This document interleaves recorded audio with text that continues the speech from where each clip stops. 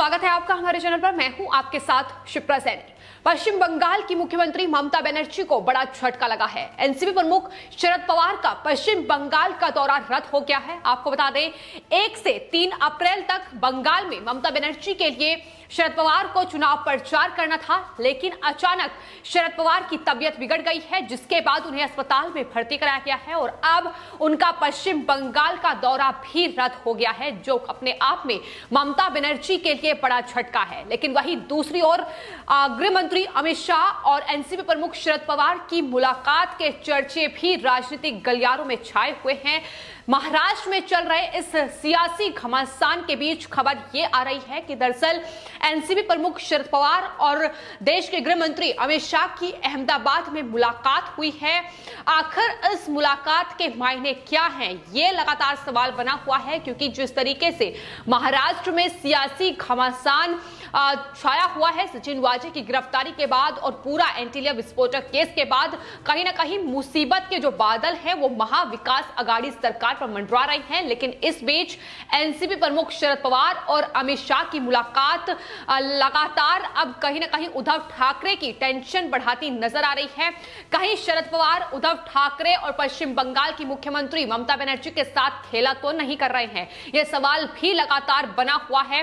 क्योंकि सबसे पहले अहमदाबाद में अमित शाह के साथ उनकी मुलाकात हुई, उसके बाद उनकी तबीयत खराब है इसकी खबर सामने आई, जिसके बाद उन्हें अस्पताल में भर्ती कराया गया और अब फिलहाल अस्पताल में वो एडमिट है, जिसके बाद उनकी सर्जरी होगी और इस बीच उनके पश्चिम बंगाल के दौरे भी रद्द हो जाएंगे। ममता दीदी के लिए चुनाव प्रचार करने के लिए पश्चिम बंगाल जाना था, लेकिन क्या ये सब कुछ जो हुआ है वो एक पॉलिटिकल सेटिंग वेटिंग के साथ हुआ है, ये सवाल भी लगातार बना हुआ है। लेकिन फिलहाल महाराष्ट्र से लेकर पश्चिम बंगाल तक सियासी गलियारों में लगातार इस पूरे मुलाकात की चर्चा है। लेकिन अब पश्चिम बंगाल का दौरा जिस तरीके से शरद पवार का रद्द हुआ है वो भी अपने आप में एक बड़ा झटका है। वहीं अमित शाह के साथ जो मुलाकात शरद पवार की हुई है उसको लेकर लगातार एनसीपी और तमाम नेताओं के अलग अलग बयान, फिर चाहे वो शिवसेना का नेता हो या फिर बीजेपी के नेता हो, तमाम लोगों का अलग अलग बयान सामने आ रहा है। चूंकि अपने आप में जो ये मुलाकात हुई है, अगर इसके मायने निकाले जाएं तो जाहिर तौर पर एक अहम मुलाकात के तौर पर देखा जा रहा है, क्योंकि महाराष्ट्र में महाविकास अघाड़ी सरकार में जो फूट हर रोज पड़ती नजर आ रही है, अब उद्धव ठाकरे सरकार खतरे में है। ये बात खुद महाराष्ट्र के मुख्यमंत्री उद्धव ठाकरे भी जानते हैं। लेकिन जिस तरीके से अनिल देशमुख पर तमाम बड़े आरोप लगाए गए हैं, उसके बाद अब कहीं ना कहीं जो शरद पवार हैं उन्होंने अब अलग होने का मन बना लिया है, ऐसा उनके तमाम बयानों को देखकर लगता है। लेकिन फिलहाल आपको बता दें शरद पवार अस्पताल में भर्ती हैं, लेकिन उनका हालचाल लगातार सोशल मीडिया के माध्यम से प्रधानमंत्री नरेंद्र मोदी हो या फिर रक्षा मंत्री राजनाथ सिंह हो, वित्त मंत्री निर्मला सीतारमण से लेकर अनुराग ठाकुर, बीजेपी के तमाम बड़े नेता और केंद्रीय मंत्री लगातार एनसीपी प्रमुख शरद पवार का हालचाल पूछ रहे हैं, उनके स्वस्थ होने की कामनाएं कर रहे हैं। इस बीच शरद पवार ने भी ट्वीट करते हुए प्रधानमंत्री नरेंद्र मोदी को धन्यवाद दिया है। इसके अलावा राजनाथ सिंह, वित्त मंत्री निर्मला सीतारमण से लेकर अनुराग ठाकुर को उन्होंने धन्यवाद दिया है। लगातार बीजेपी के जो तमाम नेता हैं महाराष्ट्र में, जो कल तक शरद पवार और साथ ही अनिल देशमुख पर निशाना साध रहे थे, लेकिन आज जब शरद पवार अस्पताल में एडमिट है तो लगातार उनका हालचाल पूछा जा रहा है। यानी जो सियासी बदलाव देखने को मिल रहा है कि किस तरीके से बीजेपी के बड़े नेता, तमाम केंद्रीय मंत्री लगातार एनसीपी प्रमुख शरद पवार के स्वास्थ्य की जानकारी ले रहे हैं, उनको जल्द स्वस्थ होने की कामनाएं कर रहे हैं। ये तमाम सियासी समीकरण जो बदल रहे हैं, जाहिर तौर पर उद्धव ठाकरे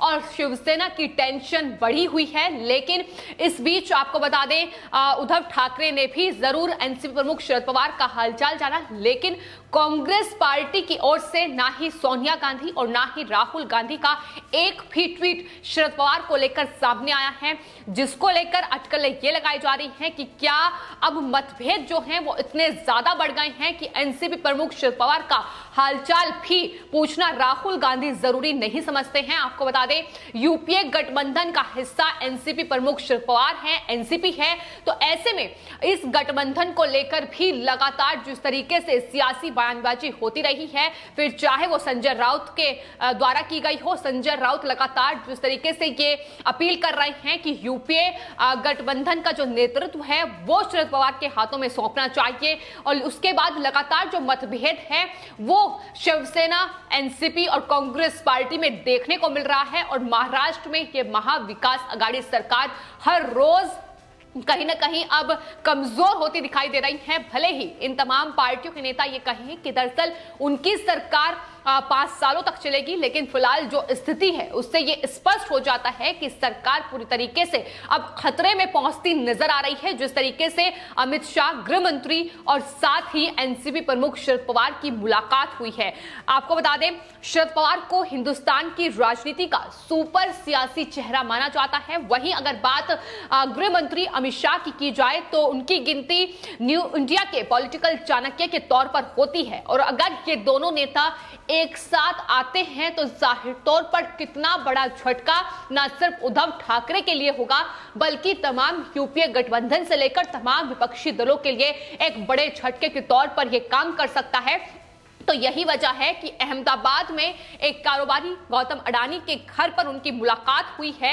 ये लगातार सियासी गलियारों में चर्चा का विषय बना हुआ है। लेकिन इस बीच पश्चिम बंगाल का जो चुनावी रण है, जिस तरीके से लगातार वहां सियासी बयानबाजी है वो बढ़ रही है। ममता बनर्जी और साथ ही बीजेपी की ओर से फिर चाहे गृह मंत्री अमित शाह हो या फिर तमाम बीजेपी के दूसरे नेता हो, एक दूसरे पर पलटवार करते नजर आ रहे हैं। लेकिन शरद पवार को शिवसेना लगातार जो टीएमसी की वकालत कर रही थी, जिस तरीके से उनके तमाम बयान सामने आए, और अब एनसीपी प्रमुख शरद पवार को भी 1 से 3 अप्रैल तक वहां ममता दीदी के लिए चुनाव प्रचार करना था। लेकिन अब वो बीमार हैं और ममता दीदी के लिए चुनाव प्रचार नहीं कर पाएंगे, तो जाहिर तौर पर टीएमसी के लिए एक और बड़ा झटका अब पश्चिम बंगाल में लगेगा। क्योंकि शरद पवार राजनीति का एक सुपर चेहरा माना जाता है, जिसके चलते अगर वो चुनाव प्रचार ममता दीदी के लिए नहीं कर पाएंगे तो जाहिर तौर पर ममता दीदी की मुश्किलें बढ़ती नजर आएंगी। तो फिलहाल आपको बता दें,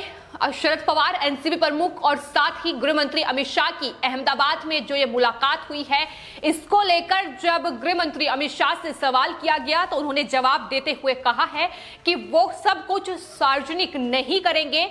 मतलब ना तो गृह मंत्री ने यह कहा कि उनकी मुलाकात हुई है और ना ही इस बात को नकारा गया है। तो जाहिर तौर पर गृह मंत्री अमित शाह का ये जो बयान सामने आया है, इसके बाद अब जो ये कयास लगाए जा रहे थे, अब कहीं ना कहीं ये कयास पुख्ता होते नजर आ रहे हैं। क्योंकि गृह मंत्री ने यह कहा है कि दरअसल वो सारा खुलासा नहीं करेंगे।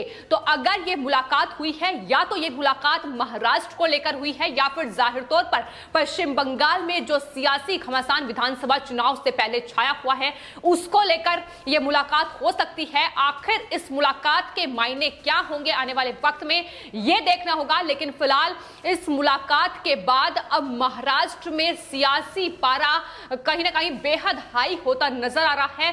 फिलहाल महाविकास आघाड़ी सरकार अब कितने दिन की रह गई है, यह सवाल भी लगातार बना हुआ है। लेकिन फिलहाल शिवसेना और एनसीपी लगातार इस मुलाकात को नकारती नजर आ रही है। शिवसेना की तरफ से हालांकि यह कहा गया है कि अगर ये दोनों नेता मिले भी हैं तो क्या हुआ, ये जवाब शिवसेना की तरफ से आया है। तो फिलहाल शिवसेना कुछ भी बोलने को तैयार नहीं है, क्योंकि जाहिर तौर पर शिवसेना की मुसीबत पहले ही महाराष्ट्र में एंटीलिया विस्फोटक केस में जिस तरीके से सचिन वाजे की गिरफ्तारी हुई, उसके बाद बढ़ चुकी है। उसके बाद परमवीर सिंह का लेटर, और कहीं ना कहीं शिवसेना की तरफ से जो अनिल देशमुख को एक एक्सीडेंटल होम मिनिस्टर कहा गया है, उसके बाद बीजेपी ने इस पूरे मौके का फायदा उठाने में कोई कसर नहीं छोड़ रही है। और ऐसा लग रहा है कि दरअसल ये पूरा जो चैप्टर है ये अहमदाबाद में ही तैयार किया गया है, जहां शरद पवार और साथ ही गृह मंत्री अमित शाह की मुलाकात हुई है।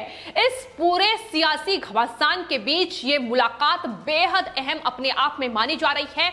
और जिस तरीके से अब शरद पवार अस्पताल में भर्ती हैं, बीजेपी के तमाम बड़े नेता, केंद्रीय मंत्री उनका हालचाल पूछ रहे हैं और ट्विटर के माध्यम से शरद पवार लगातार उनका धन्यवाद करते भी नजर आ रहे हैं। तो ये पूरी तस्वीर कहीं ना कहीं अब उलट नजर आ रही है, जो अपने आप में उद्धव ठाकरे के लिए एक बहुत बड़ा झटका मानी जा रही है। वहीं टीएमसी के लिए बड़ा झटका इसलिए है क्योंकि शरद पवार एक सुपर चेहरा राजनीति का जो चुनाव प्रचार करने पहुंचना था पश्चिम बंगाल में, लेकिन अब यह मुमकिन नहीं हो पाएगा। तो जाहिर तौर पर बीजेपी पूरे इस मौके का फायदा उठाती नजर आ रही है और अब कहीं ना कहीं महाविकास आघाड़ी सरकार महाराष्ट्र में पूरी तरीके से बिखर चुकी है, जो कि शिवसेना जिस तरीके से बयानबाजी खुद अपने ही होम मिनिस्टर के अगेंस्ट कर रही है, लगातार कांग्रेस पार्टी पर निशाना साधा जा रहा है। लेकिन फिलहाल कांग्रेस पार्टी की ओर से भी सोनिया गांधी से लेकर राहुल गांधी का एक भी ट्वीट एनसीपी प्रमुख शरद पवार की